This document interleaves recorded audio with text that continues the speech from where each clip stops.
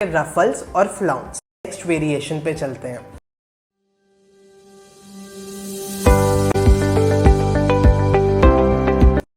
Hello learners, welcome to today's session. अभी तक आपने सीखा है कि 3D सर्फेसेस और 2D सर्फेसेस आप अपनी मशीन से कैसे क्रिएट कर सकते हैं।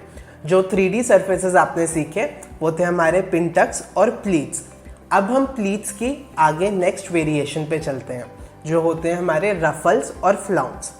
रफल्स और फ्लाउंस हमारे एक एडेड 3D सर्फेस होते हैं जो हम गारमेंट पे ऐड करते हैं, लेकिन इनका प्लीट से अंतर यानी डिफरेंस समझना बहुत ज़रूरी है। प्लीट्स हमारी हमेशा एक तरफ से टैग्ड होती हैं, यानी हम उन पे एक तरफ से टॉप स्टिच देते हैं और वो सिर्फ एक तरफ से गारमेंट में फॉल या फ्लो लाती हैं। यहाँ पर हमारे जो रफल्स और फ्लाउंसेस हैं वो प्लीट्स की तरह सिर्फ एक जगह से नहीं बल्कि अलग अलग जगह से टैग किए जा सकते हैं और उनकी प्लेसमेंट इतनी स्ट्रक्चर्ड नहीं होती। यानी जैसे प्लीट्स में हम इक्वल डिवीजन पे एक स्ट्रक्चर और फोल्ड क्रिएट करते हैं, हमारे रफल्स और फ्लाउंस में वो स्ट्रक्चर नहीं होता। तो चलिए जानते हैं रफल्स और फ्लाउंस कैसे क्रिएट करते हैं। आज के सेशन के लिए हमारी मटेरियल रिक्वायरमेंट्स होंगी। सबसे पहले हमारा पीको प्रेसर फुटर। ये प्रेसर फुटर आपको आपकी किट में मिला होगा। अगर आप देखें तो यहाँ एक फोल्ड जैसा क्रिएट है मेटल का जो आपके फैब्रिक को रोल और पीको करेगा। इसके बाद हमारा फैब्रिक मार्कर, फैब्रिक सिजर्स, हमारी ग्रिड स्केल और कोई भी एक फैब्रिक का पैनल जो आप यूज़ कर सकते हैं। यहाँ आप मसलिन या कोई और भी फैब्रिक यूज़ कर सकते हैं। तो चलिए शुरू करते हैं फ्लाउंस की कंस्ट्रक्शन। तो अब मैंने फ्लाउंस के लिए यहाँ दो 8 बाई 22 इंचेस के स्ट्रेट पैनल काट लिए हैं। इन पैनल्स को हम यूज़ करके फ्लाउंस क्रिएट करेंगे, लेकिन क्योंकि ये 3D सरफेस है इसका फॉल देखने के लिए आज हम इन्हें सीधे एक गारमेंट पे अटैच करेंगे ताकि आप समझ पाए कि एक गारमेंट पे इनका फॉल कैसा होता है। तो दो पैनल्स कट कर लीजिए और अपनी मशीन का प्रेशर फुटर नॉर्मल से पीको पे चेंज कर लीजिए। अब मैं अपने प्रेशर फुटर के पीछे वाला लिवर अंदर की तरफ पुश करूँगा। इसे पुश करने से मेरा प्रेशर फुटर रिलीज़ हो गया है। अब हम अपना पीको फुटर यहाँ अलाइन करके नीडल के सेंटर में फिंगर की हेल्प से इसे ऊपर पुश करेंगे और ये मेरा पीको फुटर अब रेडी है। फ्लाउंस या फ्रिल क्रिएट करने के लिए सबसे पहले हम अपने पैनल के जो हमने कट करा था उसके दोनों एजेस को पीको करेंगे। मैंने अपना पीको फुटर लगा लिया है। यहाँ जो ये टर्न्ड पार्ट है इसमें अपने फैब्रिक को टर्न करके यहाँ आपको एंटर करना है। एक बार आपका फैब्रिक इसमें चला जाए फिर आप इसे नीचे प्रेस कर सकते हैं इस तरह से। यहाँ मैंने स्टिच टाइप यानी अपना रेगुलेटर ई पे रखा है क्योंकि जब भी हम पीको कर रहे हो तो हमें अपना जिगजैग वाली फिनिश ई पे रखनी है। याद रहे कि आपके फैब्रिक का जो एज है वो हमेशा रोल्ड रहे और इजीली आपके पीको फुटर में एंटर होता रहे।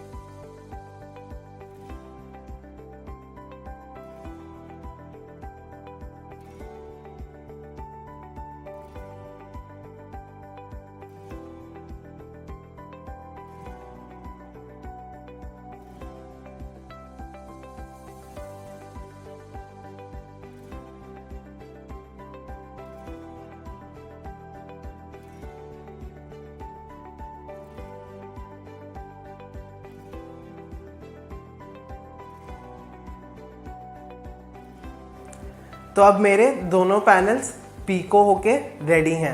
अब हम शुरू करते हैं कि फ्लाउंस को कैसे क्रिएट करना है। यहाँ मैंने एक टॉप या ब्लाउज अपने बॉडी फॉर्म को पहना दिया है। इसके ऊपर हम फ्लाउंस का सरफेस क्रिएट करेंगे। जैसा मैंने कहा था कि फ्लाउंस प्लीट्स की तरह स्ट्रक्चर्ड नहीं होते, तो यहाँ हम कहीं पे भी अपना फैब्रिक रख के अपने पैनल को यहाँ मैं शोल्डर पे प्लेस कर रहा हूँ। प्लीट्स में हम इक्वल इंटरवल्स यानी थोड़ी थोड़ी सेम जगह छोड़ के वहाँ पे फोल्ड क्रिएट करते हैं। जब हम फ्लाउंस क्रिएट कर रहे हैं तो हम अपने फैब्रिक में किसी भी जगह यानी बिना स्पेसिंग का ध्यान रखे हुए फैब्रिक को पिंच और स्क्रंच करते हैं।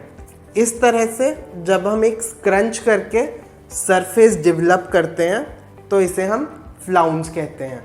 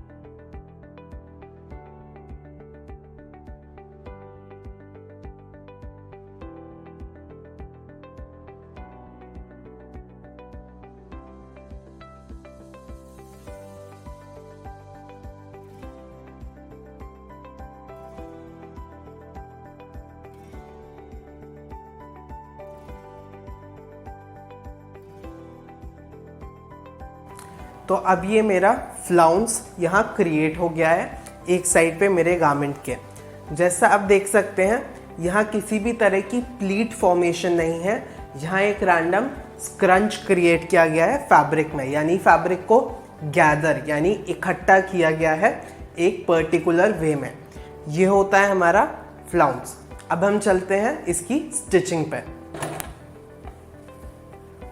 जैसा आप देख सकते हैं यहाँ मैं अपने फैब्रिक को रैंडमली स्क्रंच और प्रेस करके इस पे स्टिच कर रहा हूँ। याद रहे जब आप अपने ऊपर वाले पैनल को स्क्रंच कर रहे हैं तो आपका ब्लाउज नीचे से बेस जो है इसका वो स्क्रंच ना हो जाए।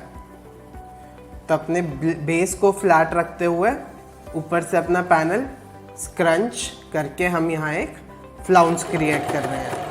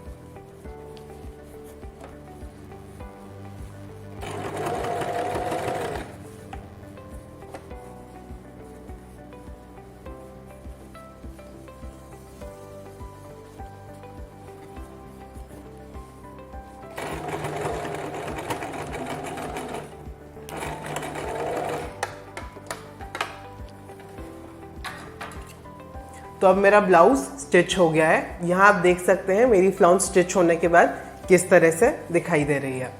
अब हम चलते हैं फ्लाउंस की एक वेरिएशन पे। अगर यहाँ आप देखें तो मेरी फ्लाउंस एक तरफ से ज़्यादा लंबी यानी एक तरफ इसकी विड्थ ज़्यादा है और एक तरफ कम। अब हम चलते हैं और देखते हैं अगर हमने इसे सेंटर से स्क्रंच किया होता और दोनों तरफ इक्वल विड्थ होती तो ये फ्लाउंस किस तरह से आती। इसके लिए यहाँ मैंने कुछ 2.5 यानी 2.5 इंच के पैनल्स कट कर लिए हैं। इन्हें अब हम पीको करेंगे और फ्लाउंस के लिए रेडी करते हैं। तो अब मेरे 2.5 इंच वाले पैनल पीको और रेडी हैं। अब मैं इन्हें जिस तरह से हमने अपना पहला फ्लाउंस क्रिएट किया था उसी तरह से स्क्रंच करके स्टिच करूँगा, लेकिन इस बार हम स्क्रंचिंग पैनल के बिल्कुल सेंटर पे करेंगे।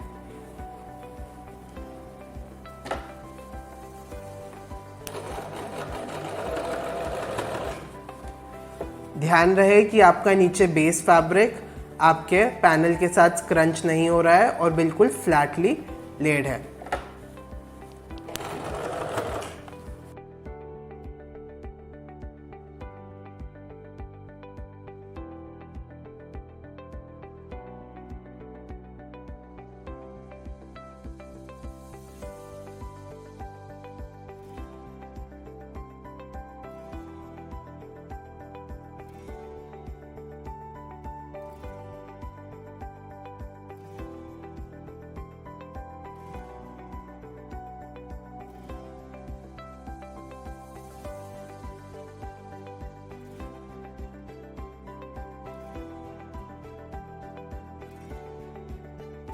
तो अब हमारे दोनों फ्लाउंस स्टिच्ड और रेडी हैं। यहाँ आप डिफरेंस देख सकते हैं किस तरह हमारा एसिमेट्रिक फ्लाउंस जो हमने सिला था, यानी एक तरफ से छोटा और बड़ा, उसकी फॉल कैसी आ रही है, और जो हमने सेंटर से डिवाइड किया है उसकी फॉल कैसी आ रही है। इसी तरह से आप अपने फ्लाउंस में प्ले और लेयरिंग कर सकते हैं। लेयरिंग यानी एक फ्लाउंस के ऊपर दूसरा ऊपर से लेयर करना। जैसा यहाँ आप देख सकते हैं, ये नीचे हमारा बड़ा वाला बेसिक फ्लाउंस, जिसके ऊपर मैंने सेंटर स्टिच से हमारे छोटे पैनल को लेयर किया है, और ये हमारा सेंटर स्टिच वाला सिंगल फ्लाउंस। ये थे हमारे फ्लाउंसेस एंड फ्रिल्स।